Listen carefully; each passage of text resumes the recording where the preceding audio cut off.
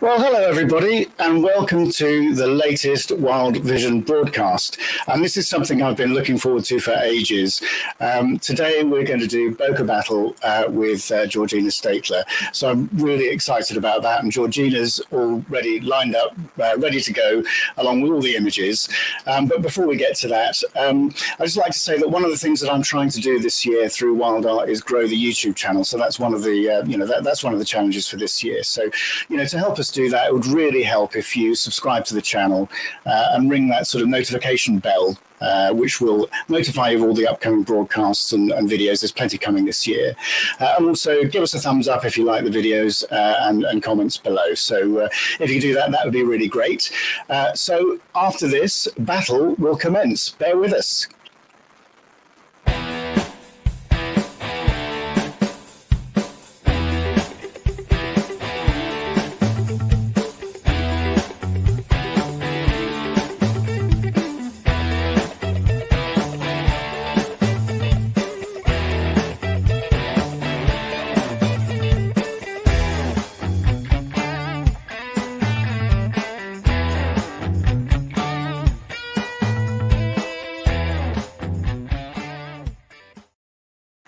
Hello, Georgina.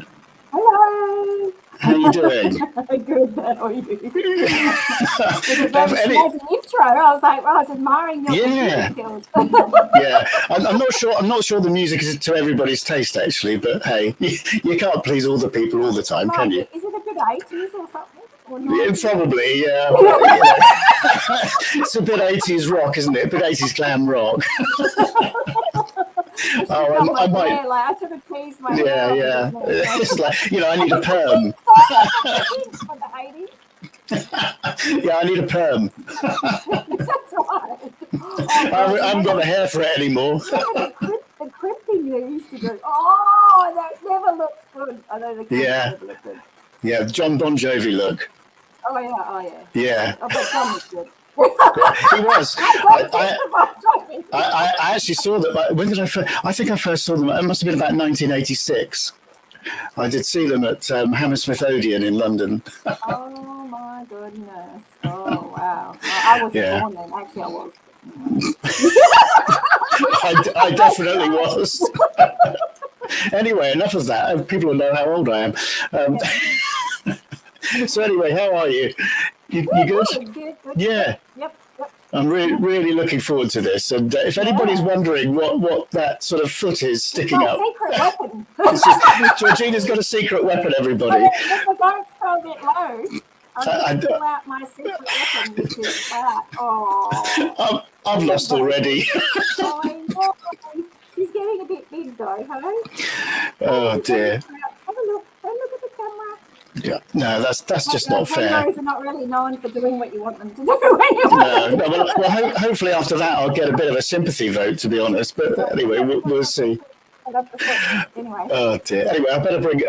I'll just keep an eye on the comments. So, if anybody wants to comment as we're going along or say hello, then please just do put it in the comments field, and I'll do my best to catch up with those as we go through as we go through the broadcast.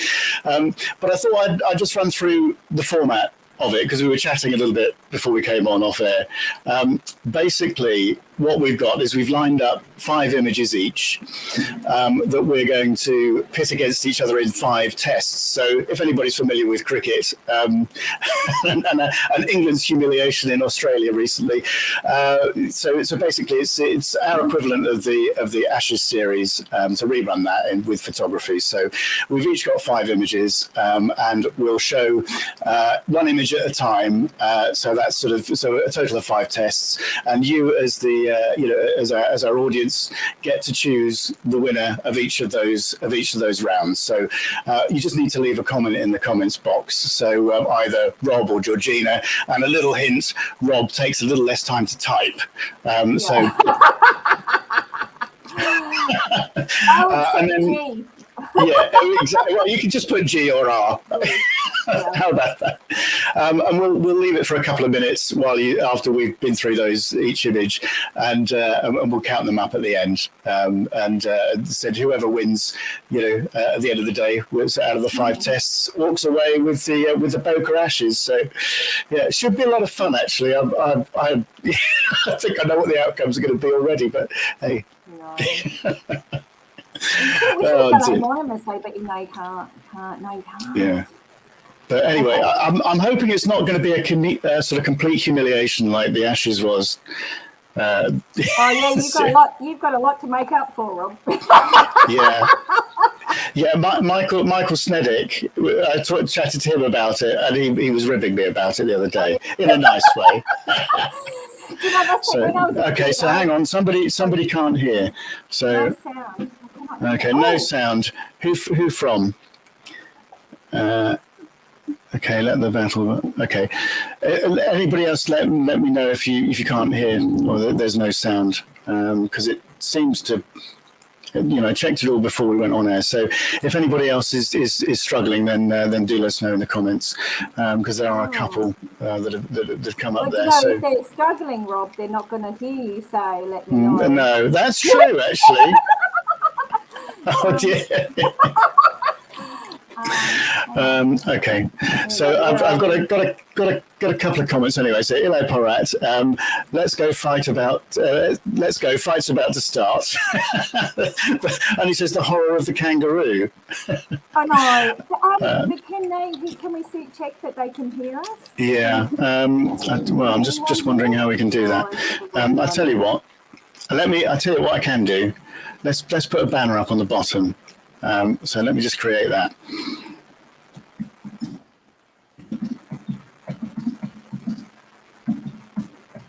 Oh, sound. Someone said sound is fine. Okay. If you could confirm. Yeah. The YouTube maybe the sound all right. I wonder if it's anything to do with Facebook. Yeah, I wonder. Anyway. Okay, well, I just put a little banner at the bottom there for people who can't hear. So, if there's anybody struggling, then do let us know. Let us know what you're listening on. Or anyway, Sue Harper says sound is good. Vicky Santello says sound is fine. So, and they're both YouTube and Facebook. So I'm not quite sure what the issue is for those people that can't hear. Anyway. Before we get going, I just thought I'd share this with everybody, and I'll take that banner away because otherwise it's going to get in the way. So let's hide that. Before we get going, look what arrived on Friday. Oh, my sound. The lorry arrived at my house, and these books are we've got the books, and it looks. I'm not going to flick through it now. It's going to be a bit awkward. You're not going to see properly anyway, but. It's awesome, actually. It looks really, really nice. The printer's done such a good job. I'm really, really pleased. So, I shall start getting those out next week. So if you've pre-ordered, then it's not long. It'll be with you shortly. So I'll start getting those out. So right, let's just flick back to the comments. Okay, so what else have we got? Right. So Paul says, Georgina's sound is muffled. Oh, that's Your sound's muffled a bit. I feel like I've stacked the audience. We need to hurry up and start before everybody goes to bed over here, Rob. No. This is my ploy. This is my ploy to keep it going. So all your friends have to go to bed. Lucas Jablonski says, sound is okay. And Rachel Piper says, we're hearing Georgina's infectious giggle, no problem. Well, yeah. And Nathan Watson says, hello, Rob and Georgina. Sound is fine on YouTube. So thanks for everybody for confirming that. And maybe it was a kangaroo getting in the way, Georgina. No. I reckon it was the kangaroo muffler. Anyway, shall we start? Yes. And let's bring up the first image. So what I'm going to do is I'm going to share a screen. And as I said, so what I did was, as I said to Georgina before we came on air, is that I picked these images at random. So they all came out of a hat, basically. So I didn't look at Georgina's images and go, all right, I'm going to pitch that image against that image so I stood a better chance. They all just came out randomly. And then I tossed a coin to see who batted first. And it was Georgina won that. So her image is first. So I'll just share this screen with everybody. Okay, share a screen. Share a window would be better. Okay, so you should see the New Holland honey eater, isn't it?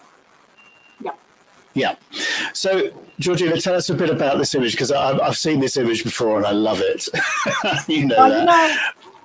Well, when you talk about bokeh, I just thought, it's been around, this image, but I thought it's so bokeh. I mean, it's sort of, more bokeh than a bokeh thing on National Bokeh Day, isn't it? Yeah. And what I quite like about it is there's different kinds of bokeh there, and it's got different colouring. And what fascinates me is how you see, it's like it's catching some of the bokeh balls are like orange, and then there's a blue one there. And that's what amazes me, is that you get like, I don't know if it's like a light prism or something, but it's basically the dewdrops on all of the plants, and there were a lot of those spiky plants, so there are a lot of little dewdrops, and then shooting into the direction of the light, and then they all those bits of dewdrops that glisten come up as these little balls, and the bits of pink that you see are wildflowers. So it's in a way, it's also iconic of the Australian bush with these kind of plants, and the flowers is picked up as well as the light and things like that. So anyway. It's almost like the Thornbirds feel about this, isn't it? Do you think? That's what it reminded me of.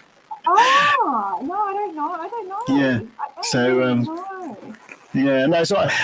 to get that bird sort of sat on that, on that plant like that, so you must have been, rubbing your hands when you took that.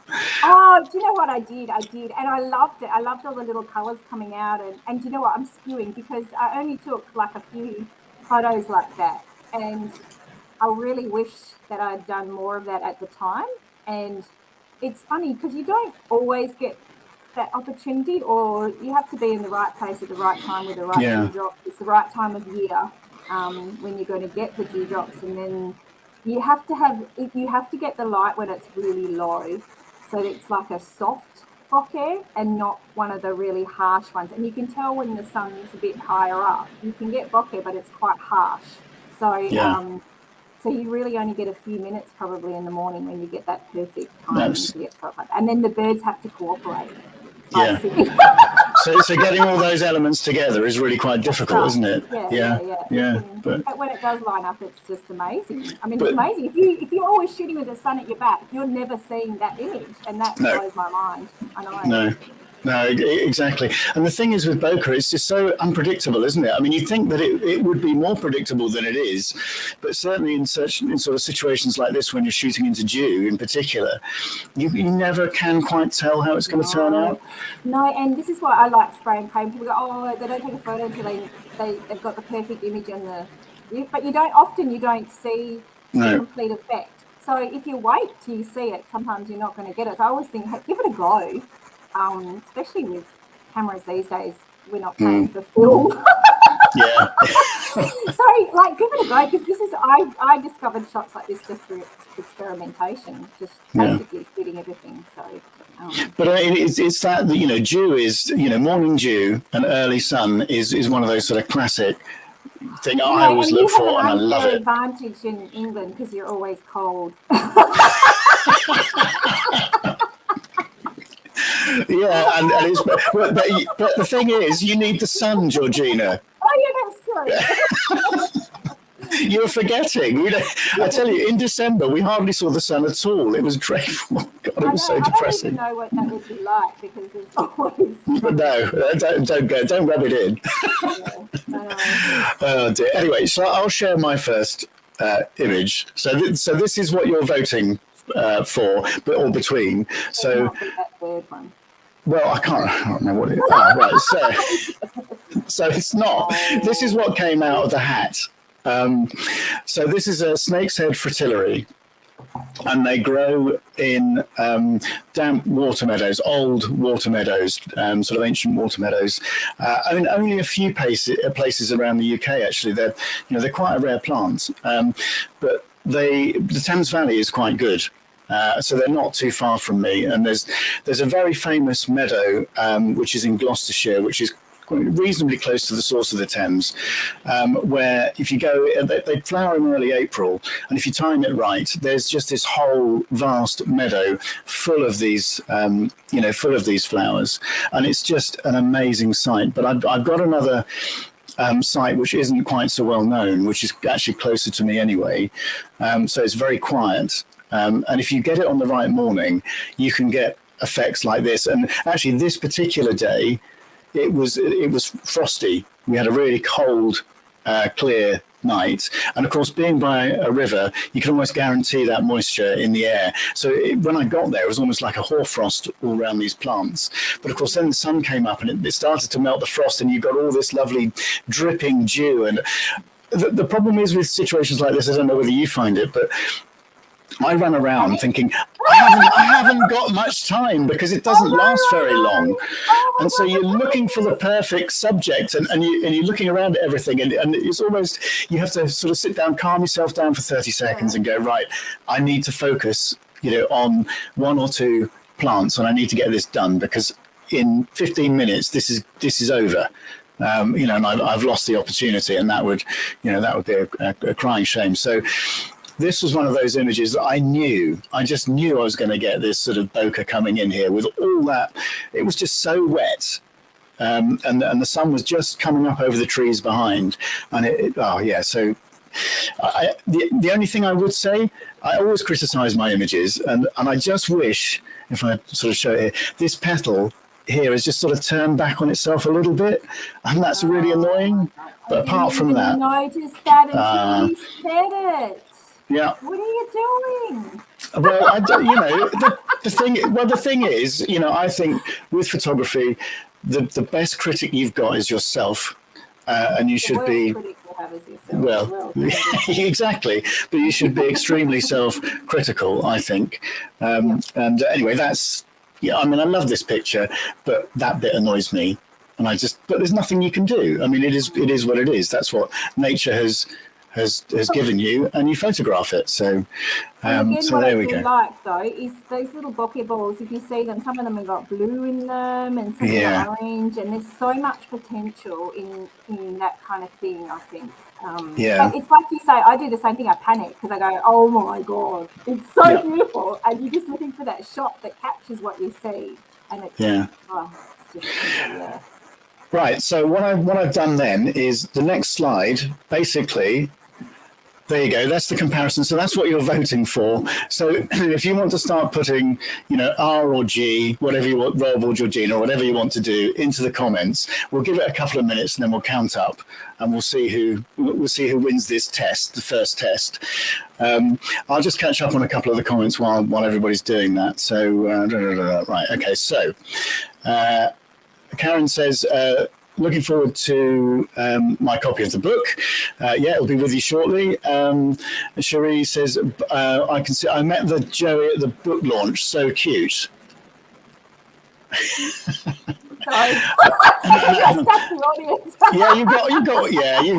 You've got all your friends, haven't you? Keith Carey says, hold on, I have reset the feed, still no sound, but reading the words on the screen. Great.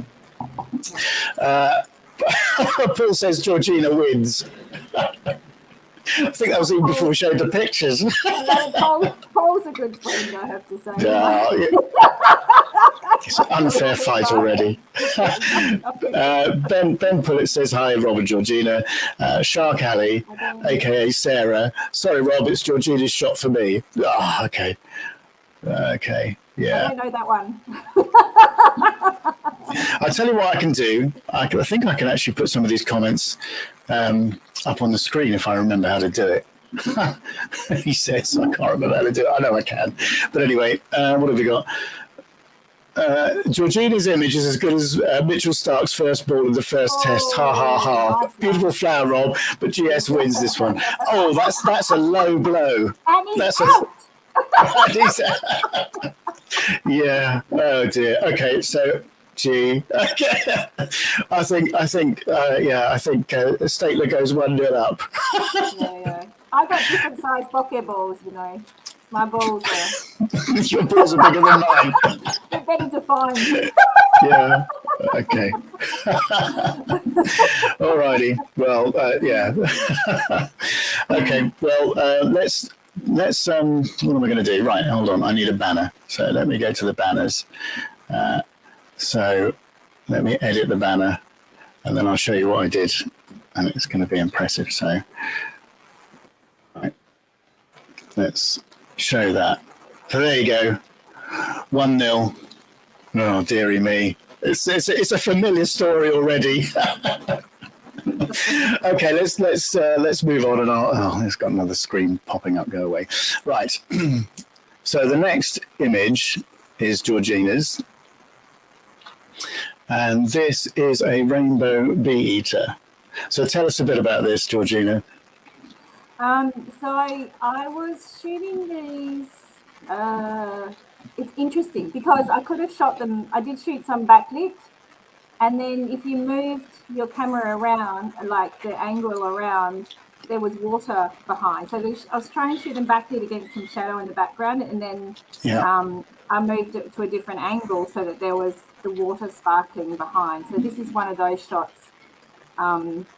And I was shooting with the Olympus, so it's in the Pro Capture mode, which is that mode, which is like Back to the Future. So what you do is you half press the shutter down, and you wait until the bird takes off or lands, and then you press it all the way down, and it records. Meanwhile, it's recorded the last 15 or 16 or 30 shots before you press the shutter, and like 15 before and 15 after, depending on which mode you're in. So that's how you get those moments. So I've got that kind of backlit wing as well as the bokeh balls. So you have to adjust the exposures to make sure you don't overexpose any of those as well, because you don't want it to be too glary. But yeah, that's that shot. So what do you do? Do you are you? Because I know that when I spoke to Gail about this, for example, she's sort of works on manual exposure all the time, whereas I kind of shoot a lot of aperture priority quite a lot of the time, and you sort of but we're all different. But are you just manual? You have to go to manual, Rob. If I was there. Well, no, I'm just saying it's I'm using exposure compensation a lot. Okay, you're right, and the only time I say you should shoot manual is if you don't know how to shoot manual. So you know how to shoot manual. Whatever, that's fine. But when people are some people never get off, like don't know how to use manual, and that's why they're using those semi-automatic modes. And that's why I say, do manual, because then you do get a grip on exposure. It helps you to understand. When people are learning, I say shooting manual because that's the quickest way to understand the exposure triangle, because you've got to make a decision, whatever. But yep. I shoot manual all the time. Yep. And with the sort of metering modes, do you sort of go for the overall, that sort of overall scene meter mode, or do you center it, or what's your default setting for that? Oh no, because this is the same thing. Like some people might use spot metering, but I always shoot the overall scene, because I like to know how my camera is going to meter in every circumstance. And if I only do spot metering, I won't know, because it'll depend what it's. I knew you were going to say that, because I think that's a really good tip for people, actually, I like ultimate control of my images. I want to know what my camera is going to do. Yeah, I don't want anything to be a surprise. Why do you think I would say that though? Well, that you're overall sort of, you're using overall mode. Yeah, no, I just knew you'd say it, because I think that is the most predictable form of metering, because you look at the overall scene, and my brain's working it out, because I do exactly the same thing, and my brain's working out where the highlight bits are and where the shadows are, and the sort of image that I want to create. So I'm assessing already how much over or under I need to be sort of compensating that exposure.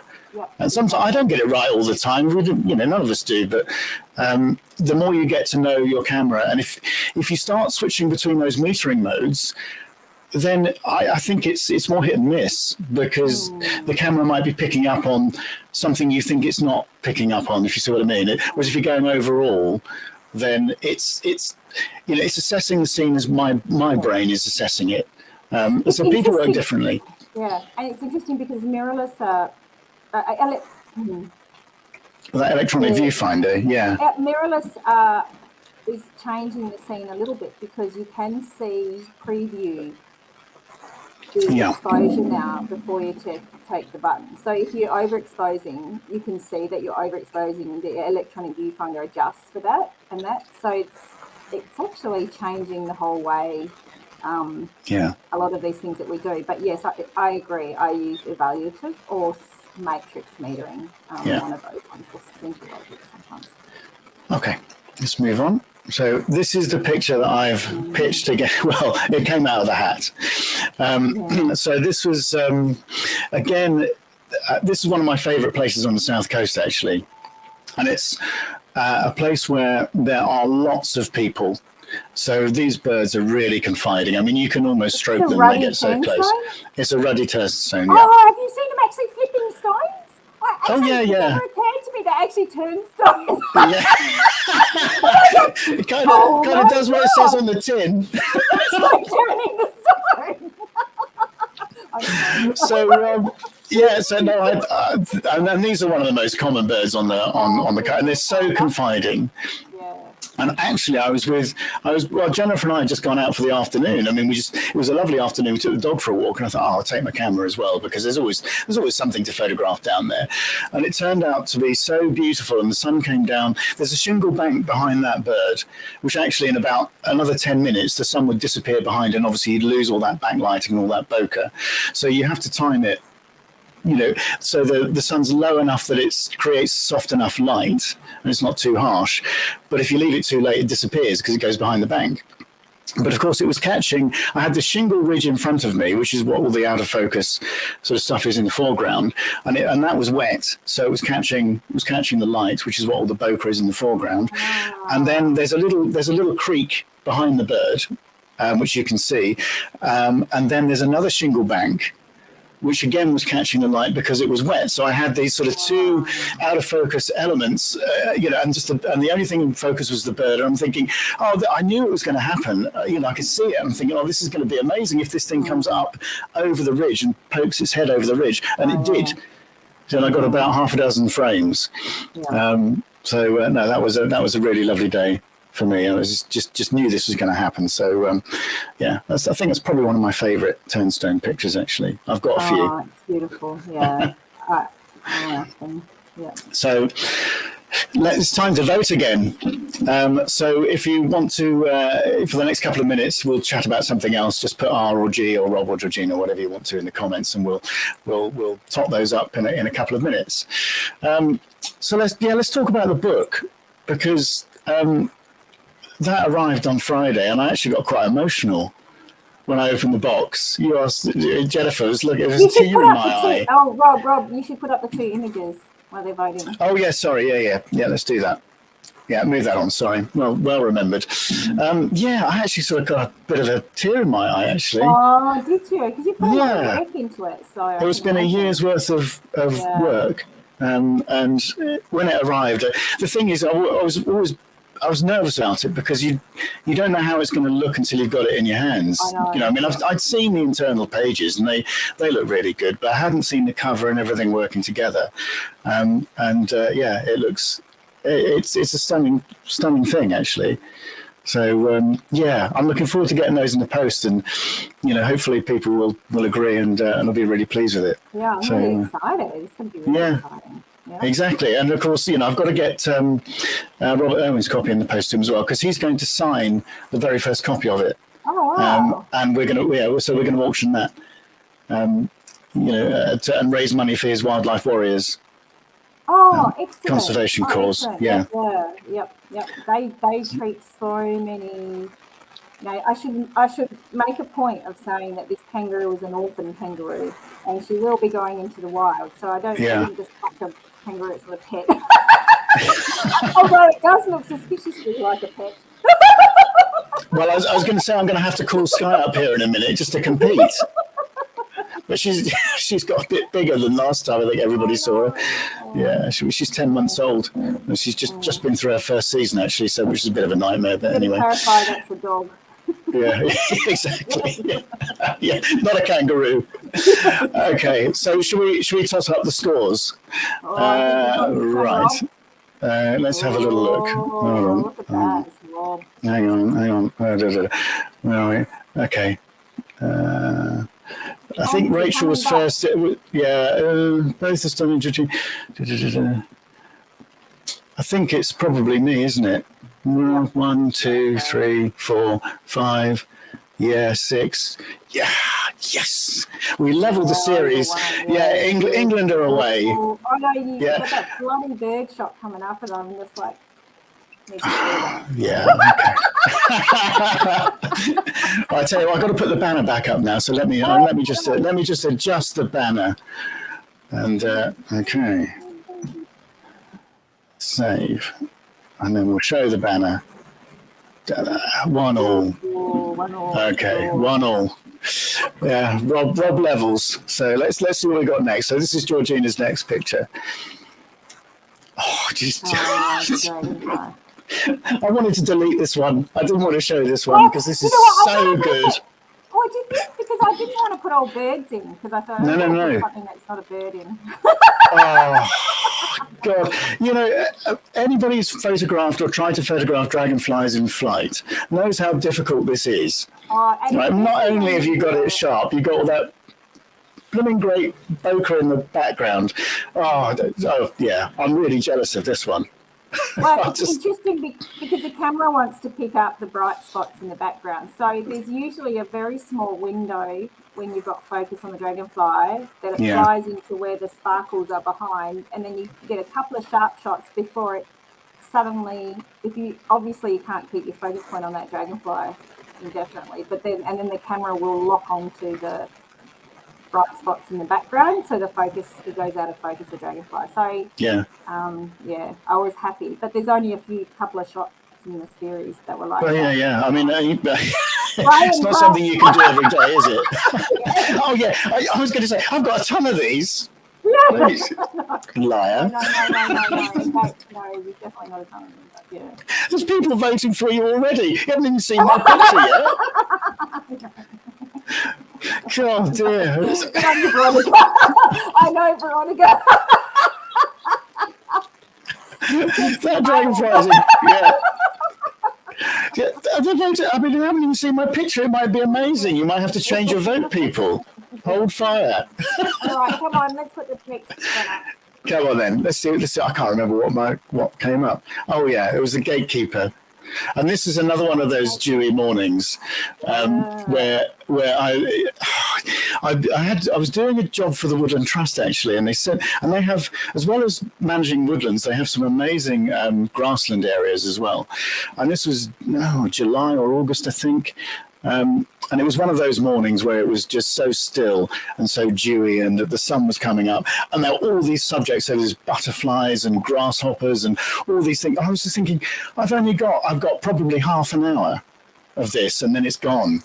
And it was another one of those panic moments. But this is taken with a 500mm lens. I actually really like my sort of 2 to 500 zoom for doing this sort of stuff, because you can really put a lot of out of focus elements in front of the lens, as well as getting that background blur. So this is what a lot of this is as well. It's not just background elements, it's foreground, it's out of focus foreground stuff going on. So yeah, this is probably my favorite shot from that morning actually. It's so difficult to get these insects in so you get them in a clear spot. You have to look for a little window through all this sort of vegetation. What you're not doing, Rob, is you're not like sticking a pin in them and holding them in position. Let's not go there. I didn't think about it because people do that, and this is but the difficulty of it is also why it's so wonderful when you do get that shot. because Yeah. it is nature, and you've got that amazing image. And oh my God, I've forgotten what I was going to say. I'm getting old. You wait till you get to my age. But the other thing about early mornings when you've got invertebrates like this is that they are naturally cold. So they're not very active. So they're still they're just warming up. Yeah, they're just warming up. Here we go again. It's like, it's so cold in England, even in the summer. Yeah, okay. But again, look, the sun's shining here as well, so that's a rare moment. But yeah, they're naturally cold, so it's the best time of the day. Well, that in the evening when they come into roost, best time of the day to photograph invertebrates. Otherwise, you're always chasing them around. Once they've warmed up, you can't get close to them. You might as well give up because you're chasing them around all the time. So yeah, early in the morning, if you this sort of thing, invertebrates, really good time. Yeah, and what you're saying about the lens as well, and like those shapes in all your bokeh are from elements between the lens and the water droplet. So you can use it. And I always say people, like, imagine if you've got a dragonfly sitting on a stick and you had that in the foreground, and then you focused on the butterfly, and then every single one of those droplets behind would have that, or a lot of them would have that dragonfly in them. Oh, it'd just be amazing, wouldn't it? Unbelievable. But it's possible. This is the thing, it's actually possible. You don't have to be really lucky. But if you understand how it works, then you can. Because I think those sort of shapes in the bokeh balls, I think this can be so interesting and add so much to the image. But yeah, so if you really understand how it works. And the other thing I think with this sort of thing is if you've got a larger element of glass in the front of the lens, this thing is easier to do as well. Yes. Because you can shove more out of focus elements in front of the lens. So that's a good tip. What I'll do is I'll move it on to the comparison. I don't think I need to count. This is a clear win for you. Yeah. Okay. To be honest, I think you would have you'd have been done if you hadn't have won that one. So okay, let me adjust the banner so it shows correctly. Hold on. Let's just edit that. Oh dear, coming from behind again. Right. Save. Let's show that. There we go. 2-1 to you. What have we got next? As I said, if anybody wants to ask any questions as we're going through, do put them in the comments, and we'll do our best to cover those. So, all right, what have we got next? Talking about putting elements into those bokeh balls. Yeah, and but you know how this happened? This happened because I was too lazy to move, and there were twigs in front. And I thought, I really should move because I was lying down so that there weren't twigs in front of the camera. But I didn't because I'm too lazy to move. And then it's like, look how it worked out. There was a dragonfly sitting on them. It would have been amazing. Yeah, it would have been amazing, wouldn't it? Yeah.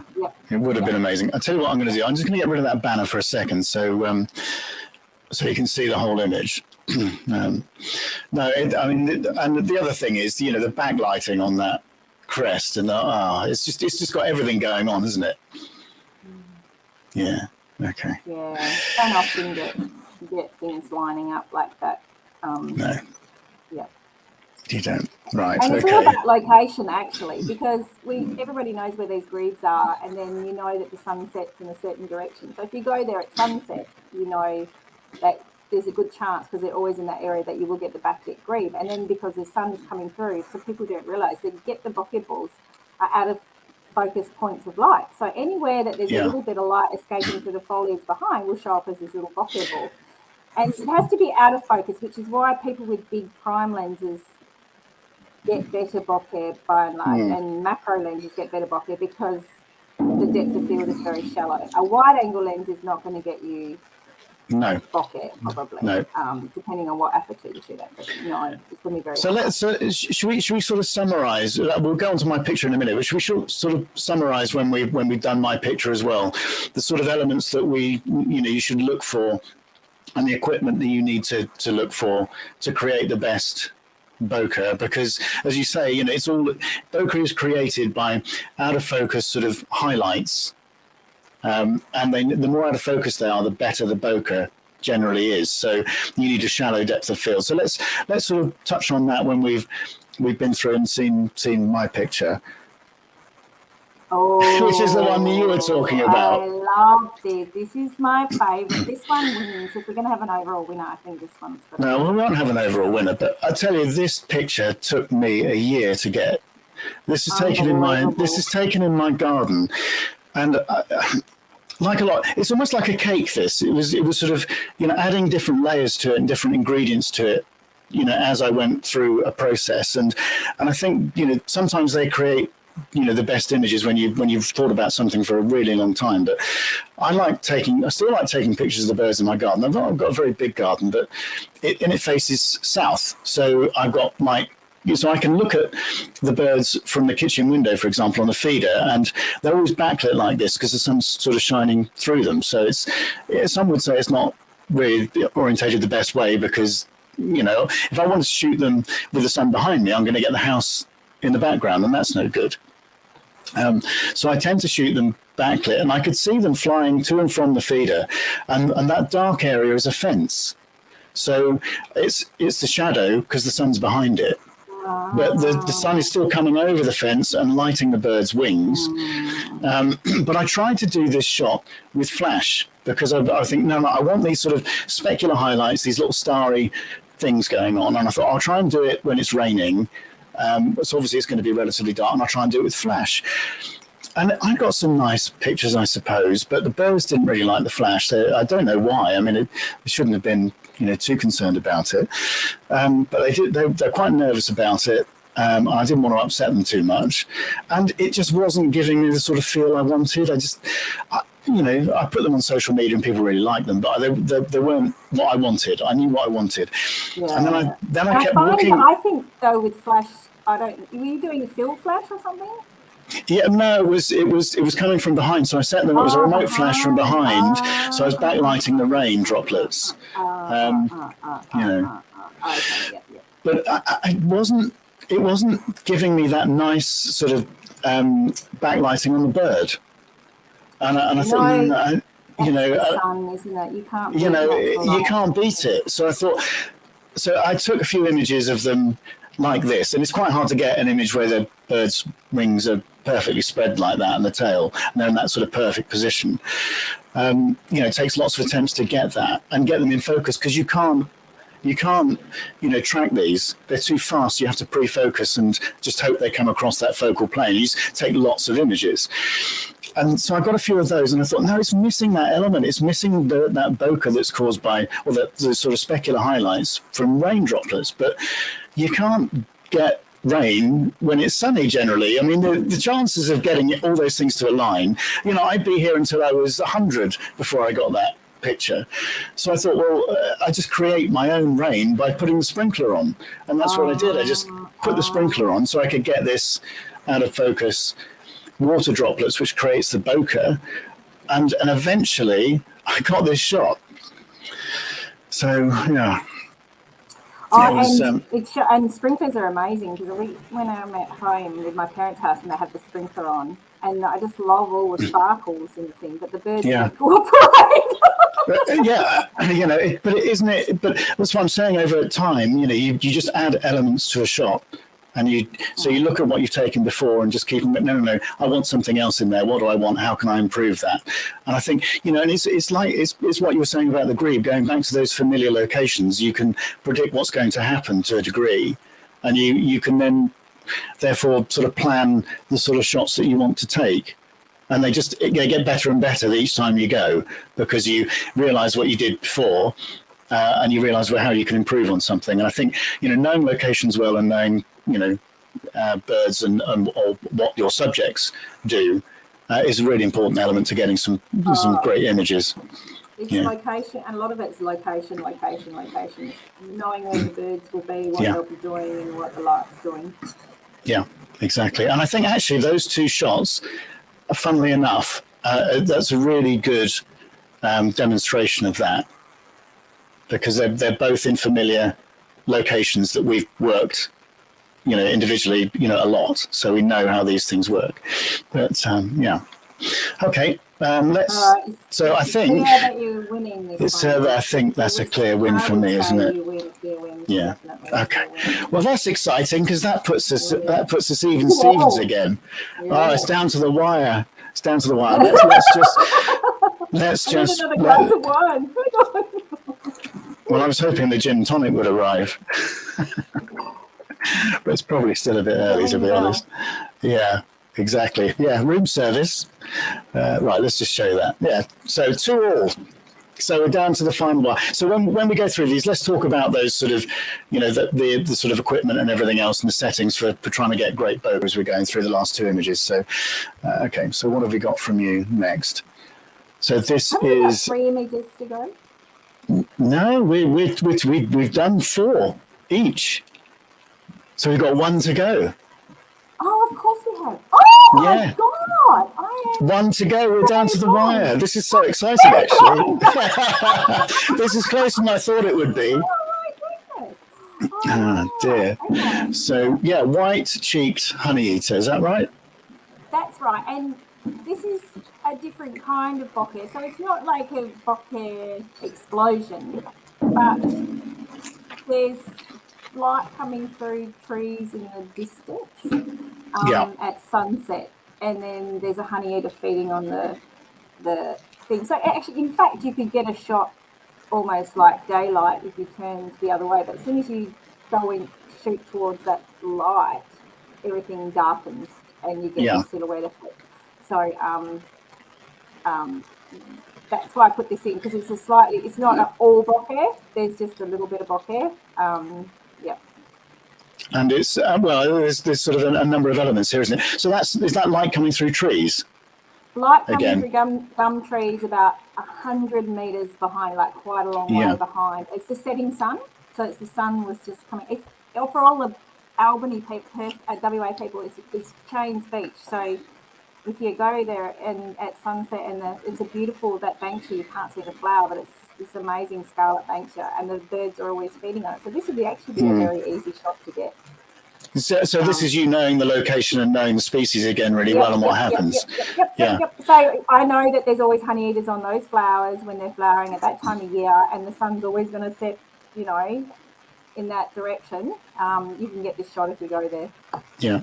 So Sue Harper says, how do you darken the background, the surrounding background? Well, presumably you're underexposing. I'm underexposing because I'm relying on the difference in light between the bird and those, because the light coming through is so bright.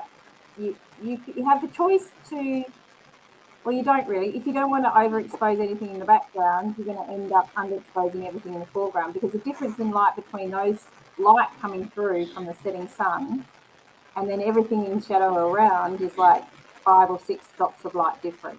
So what you're doing is applying negative exposure compensation. You're basically just exposing for the highlights and letting everything else go dark. Yeah.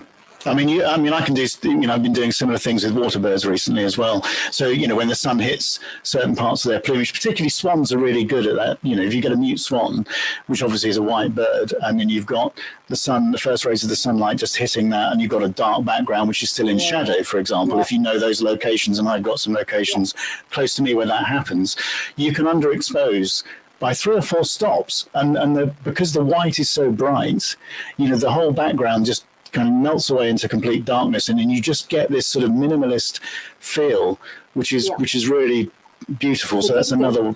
It is. Once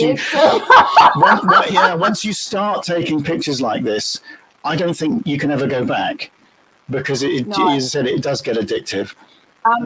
Someone's asked what the lens I used was a 600mm f4. Right. It might have even had a 2x teleconverter on. So it might have even been 1200mm at f8. But that background is so far away, you would get that effect with any lens. The bokeh balls would just be a bit smaller. Yeah, but I mean that's what we were saying before. Is that sort of shallow depth of field? Those points of light need to be really out of focus to create that. Through trees behind, the rule with pleasing background blurs is kind of like the distance between you and the bird. The distance between the bird and the background has to be twice the distance between you and the bird. So the background has to be further away from the bird than you are to the bird. That's going to really confuse the hell out of me. But the further away the background is, then the better the bokeh you're going to get and blur. Yeah. And a lot, you need a long lens really. Either that or it happens with macro as well. With macro, this is it. Yeah. It doesn't need to be a super long lens, but you use your lowest f number you can to get the shallowest depth of field. And then you're making a decision: do you want detail in the bird or not? You don't want detail against the silhouette.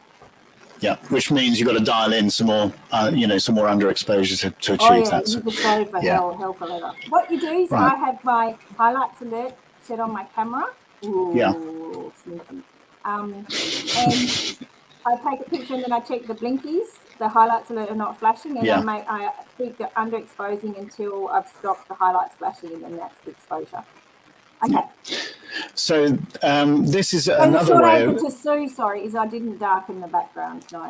Yeah. It's all in camera. Out of camera. Yeah.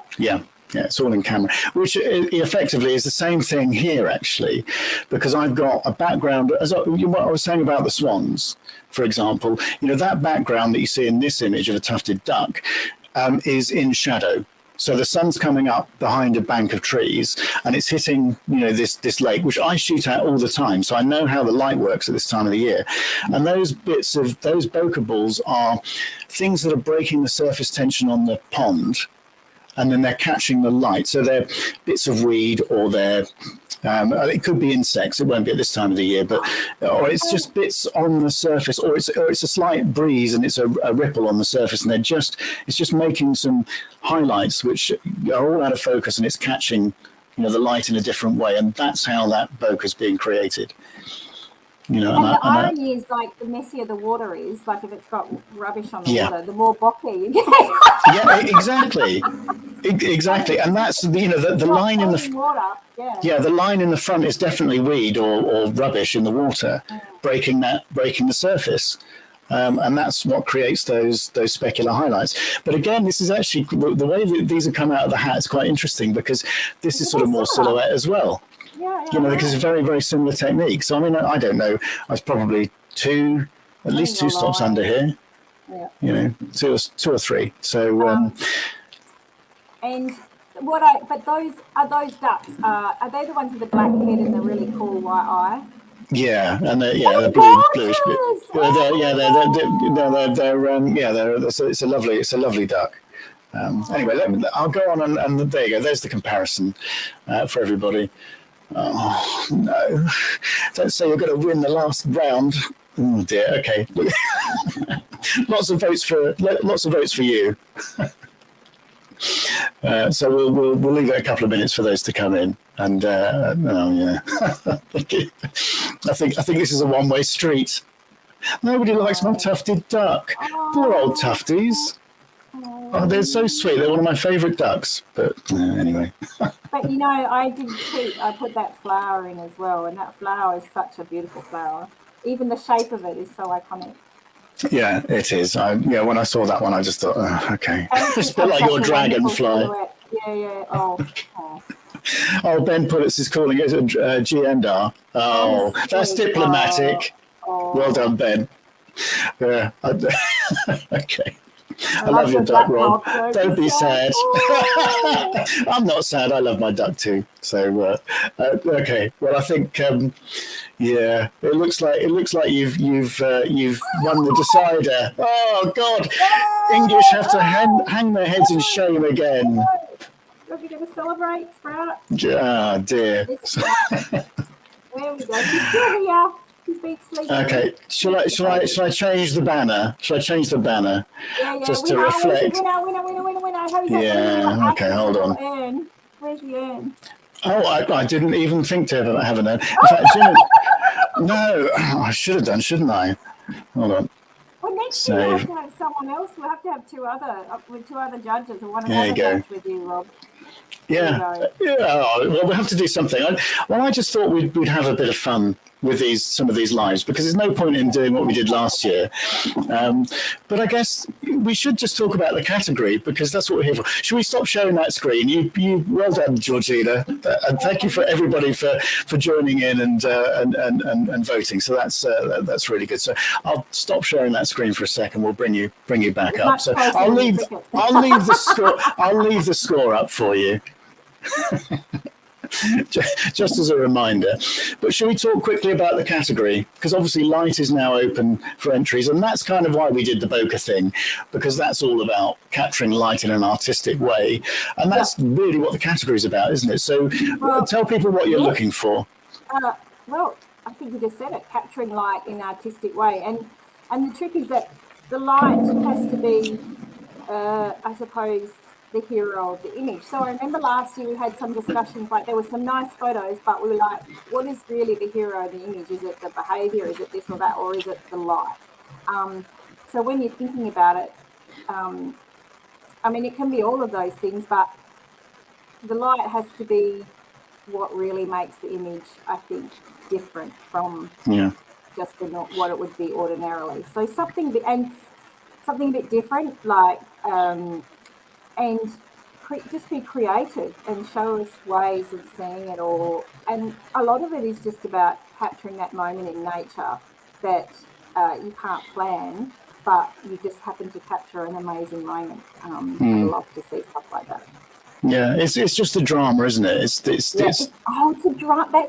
That's what light brings. You're absolutely right. Light brings drama to an image. So if you always take it with the sun at your back and you've got the perfect even light, your image is going to have the same mood or atmosphere. What light does is when you use light in different ways, it creates a different atmosphere, and it can create drama in an image that it just, like mist. Mist is another element that just creates so much atmosphere. And you combine light and mist, and you've got a real winner.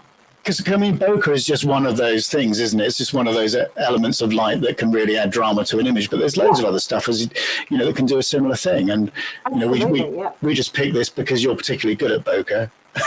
No, I don't know why. I thought it would be fun. I don't know. Do you know what? When you said it, I thought I haven't taken bokeh images for so long. I haven't really done much bird photography for a while. So I was like panicking because I thought all my images are my older ones. Yeah. Well, what did I say in one of my emails to you? What's that phrase about, class being permanent and form being temporary or something? Oh, I know. So, I think it's a football analogy, actually. So form is temporary, class is permanent. So class is permanent. I don't know if anyone's noticed the kangaroo in the background. Yeah, I can see it. Yeah. He's getting restless. So I hope that was really enjoyable for people. Anyway, it was a lot of fun, I have to say. We've got some more lives coming up. As I said, I've got. Let me just tell people about those. So the next live is on the 20th of February, and actually I've got fellow Aussie Michael Sneddick coming on for that. We're going to be talking about the travel industry, which he's been involved with for years, and with tips and advice for sort of travel post-COVID and what to expect. So don't miss that one. I think that'll be really interesting, actually. And Michael's a really great guy to ask because he's had so many tours and he's had to deal with cancellations and the difficult navigating COVID. So he's across all the issues that come up. So that's what that live's going to be about. So, and then I've got another sort of series that I've been working on where I'm going to bring on photographers, and we're going to go through some sort of portfolio pics and have a chat with them. But we're going to call it Desert Island Pics. So a bit like, if anybody's familiar with the BBC series Desert Island Discs, which is a radio thing, where people choose 8 songs that they couldn't live without, and if they were cast away to a desert island. So we're going to do a similar thing. It's going to be 10 images. 10 images. 10 images that define, these people as photographers. And then we're going to have a bit of fun with it. So I've already got Andrew McLaughlin who's a Canadian photographer, coming on the 27th of March. I've got 2 more lined up as well. But I need to sort of get their images and get them lined up on the YouTube channel. So look out for that. We're going to do sort of, 1 or 2 a month of those, because that should be fun. And I think the other thing that will do is, because what I'm trying to do is pick photographers that have very varied and different portfolios. So, we're picking up hints and tips for everybody as we go along, and you can grab some of their secrets. And this is what WildArt's all about for me, is to, rather like today, is encouraging people to go out and start shooting into the light, or start doing something a little different, is taking them on a photographic journey and trying to develop their own styles in a different way. And it's just, that's what it's about. It's about encouraging that. So. Yeah, should be a lot of fun. When you experiment and then you work out what you like and what you don't like, you do end up developing your own style, because at the end of the day, you're deciding what to keep and what not to, and it's important to do it for you. I've been listening to some podcasts, and like Anne Geddes, who's I don't remember, she does those baby, an Australian photographer, she does amazing babies years ago. And anyway, and she was just really, really passionate about people developing their own style and being genuine about who they are, like not posting pictures because you think other people will like them, posting because you like them, because otherwise you're just going to end up looking like everyone else. And you've got to, there's no harm in imitating in the beginning when you're learning, but then you want to at some point go and say, okay, who do I am and what do I really want to do? And once you let your individual taste come out, then that is your style. Not what's the word?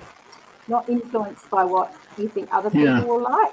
You've got to exactly. And it's a hard thing to do. I find myself struggling with that too. But it's kind of saying what you want to say rather than saying what you think people want to hear. Yeah. Yep.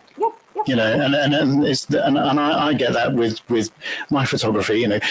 I don't get upset anymore if I put something on social media and it doesn't get a lot of likes. I just put on what I like. I've kind of got beyond that. So, yeah. Oh dear. But that's yeah. That's yeah. I was going to say that threw me a little bit. I said he's got to pick up sprouts. He's on the loose. So. Anyway, that's what we're hoping to do with some more of these lives this year. Is to have is to have some fun, but also try and take people on the journey. You're right. Yeah. But fun is important, because there's so many stuff out there that's way too serious. Oh my lordy me, honestly. Yeah, and photography is all about enjoying yourself, isn't it? Mm-hmm. It's. Well, yes, it should be. So that's what we're trying to do this year. So look out for all those sorts of things. So, do subscribe to the YouTube channel, because that will and ring the bell, because then that will give you all the notifications of things that are coming up. Obviously, I'll sort of put them out on the newsletter anyway. And talking of which, I have been doing some video news bulletins. I don't know whether people have seen that on YouTube. So just to catch up. In fact, I've got to do one sort of later on this afternoon. So I'm trying to keep them sort of on a weekly thing, just to keep you updated with everything that's going on. Plus, I've been doing some sort of pre-recorded things as well. You may well have seen the 1 hour photo challenge that I did. I'm trying to do one on snowdrops before they're over, and photographing those. So rather similar, actually, in a lot of ways to what we've been talking about today, in terms of the out of focus elements and all that sort of thing. So that's quite good. Because I've got them flowering at the moment in the local wood, and they look spectacular. So I'm trying to put that together. So there'll be all those sorts of things to hopefully enjoy. So do make sure you sign up. Georgina, thank you so much for that. Well done to you, and well done to the Aussies again for the win. But as I said, there was a comment in there. Oh yeah, Nathan Watson says it was much closer to the cricket. Well, but I do think we were starting from a low base. So, yeah, that was shocking. It was pretty bad. Oh dear, it was. Sue Harper says, congratulations, great fun and beautiful shots. So thank you, Sue. So yeah, hang on the line. We'll have a quick chat afterwards, Georgina. But Okay. let me get rid of this banner now. You've had your fun with that now, so I'll hide that. I should have screenshot it. I was like, no. So where's my outro video? I've got to line that up now. Okay. Thanks everybody for watching. I hope you found that fun. As I said, this is what we're hopefully going to be doing a little bit more of this year, and hopefully, all those sort of hints and tips you'll find helpful as well. So. Then the next live is going to be on the 20th of February, as I said, with Michael Sneddick, and he's going to come on and give you some advice if you're thinking about traveling after COVID. So do make sure you tune in for that, and we'll see you then. Okay, bye.